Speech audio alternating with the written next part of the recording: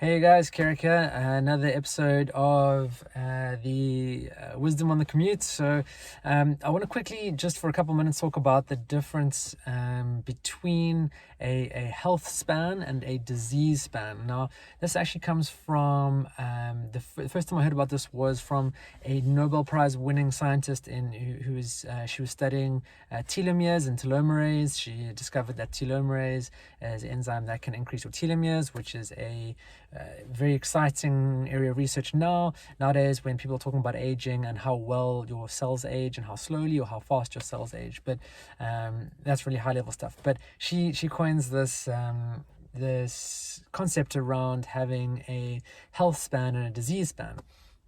Now, for example, if we think about everyone has an 80-year lifespan. So from the day you're born until the day you die. For example, if we take an example of 80 years, everyone is an 80-year lifespan. Now, in that lifespan, you have a health span and a disease span. Now, there's a big difference between someone who, say, has 75 years of a health span and then a 5-year disease span before they die.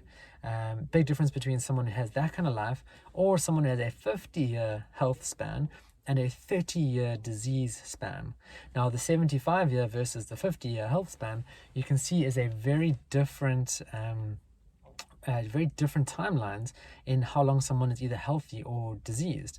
And that disease state can be anything from taking maybe one chronic medication for, say, a statin for your cholesterol, a high blood pressure, something like that, or someone who might be, in a wheelchair, someone who might be needing constant care, that might be in a home, that might be needs to be looked after, that loses their independence. So anywhere is that kind of that disease span.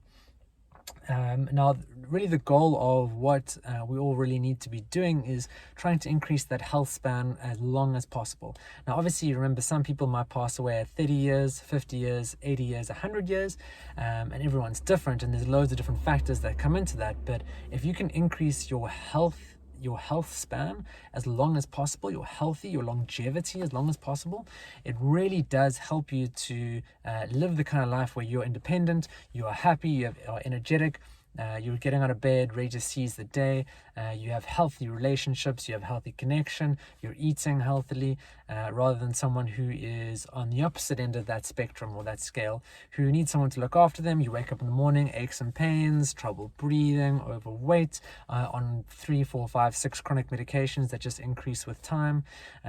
So make sure that your health span is longer and longer, and you're doing everything you can every single day, making those 1% daily improvements to push you more towards a longer health span. That's really going to set you up for the healthiest, happiest life that you can live.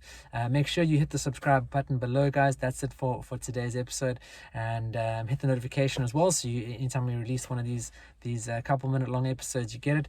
Make sure you go onto the website, my website, drkericallenbrook.com, sign up for my weekly newsletter. You'll hear loads of different tips and tricks, and you'll also get notified when these videos do come out on YouTube. If you have any comments, leave them below. I'd love to hear from you guys, and I'll see you again soon. Hey guys, thank you for watching, and if you enjoyed this video, then go onto my website, drkericallenbrook.com, and download the first 3 chapters of my book, Easy Tips to Start Living Healthy, absolutely free. I'm giving those to you for free, so go onto the website, drkericallenbrook.com, download them, start reading, let me know any feedback that you have, and start your health journey back to moving the needle towards better health today.